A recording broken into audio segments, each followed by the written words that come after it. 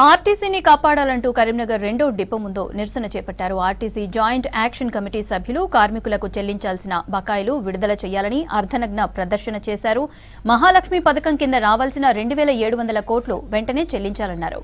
Electric బస్సుల నిర్వహణ బాధ్యతలు ప్రైవేటు వ్యక్తులకు అప్పగించవద్దన్నారు.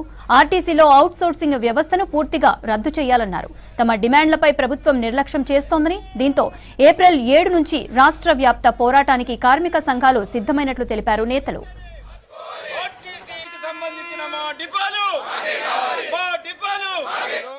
రాష్ట్ర వ్యాప్తంగా ఈ ఎలక్ట్రిక్ బస్సులకు వ్యతిరేకంగా ఎలక్ట్రిక్ బస్సులు మాకొద్దు, ప్రభుత్వమే కొనివ్వాలి, ఆర్టీసీ జాగాలను ఆక్యుపై చేసుకున్నటువంటి ఎలక్ట్రిక్ బస్సుల డిపోలను ఖాళీ చేయాలి, ఎలక్ట్రిక్ బస్సుల మీద ఆర్టీసీ ఉద్యోగులే పనిచేయాలి, అవుట్ సోర్సింగ్ విధానం మాకొద్దు అనేటువంటి అంశం మీద రాష్ట్ర వ్యాప్తంగా ఈరోజు అన్ని డిపోల ముందు అర్ధనగ్న ప్రదర్శనలు జరుగుతూ ఉన్నాయి. ఈ ప్రభుత్వం ఏమాత్రం ముందుకు రాలేదు, బడ్జెట్లో డబ్బులు పెట్టలేదు, ఇవాళ ఆర్టీసీని ఆదుకున్నట్లో ఫెయిల్ అయిపోయింది. నిన్నటి బడ్జెట్ మీరు చూసినట్టుంటే ఇవాళ మంత్రి గారు చెప్తా ఉన్నారు, ఆర్టీసీకి ఇక విలీనం లేనట్టే, డబ్బులు లేవు అని చెప్పి చేతగాని మినిస్టర్ వెంటనే రాజీనామా చేయాలని చెప్పి జేఏసీగా డిమాండ్ చేస్తూ ఉన్నాం. ఆర్టీసీకి నిధులు లేని పరిస్థితి, వేరే మంత్రులకేమో నిధులు ఉంటాయి, మరి రవాణా మంత్రికి నిధులు ఎందుకు ఉండవు? ఇది మంత్రి గారు రాజీనామా చేయాలని నైతిక బాధ్యత వహించాలి. ఆర్టీసీని ప్రభుత్వంలో విలీనం చేస్తా అని మేనిఫెస్టోలో పెట్టిన అంశాల మీద నీ ప్రశ్న ఏంటి, నీ జవాబు ఏంటి?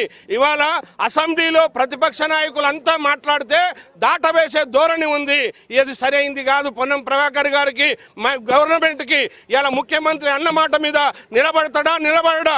ఇది ప్రజాప్రభుత్వమా, నిజంగానే పాలనా ప్రభుత్వమా, ఆర్టీసీ వ్యతిరేక ప్రభుత్వం, ఆర్టీసీ కార్మికులను నిర్వీర్యం చేసే ప్రభుత్వం, ఆర్టీసీని ప్రైవేట్ పరం చేయడానికి కుట్ర పన్నుతున్న ప్రభుత్వం తప్ప మరొకటి కాదని తెలిసింది. కారణం విలేకరుల పాసులు ఇవ్వట్లేదు, ప్రభుత్వ పథకాలు ప్రకటించినవి కూడా ఇవ్వట్లేదు, కొత్త బస్సులు ఒక్క బస్సు కూడా కొనిచ్చిన పాపాన పోలే.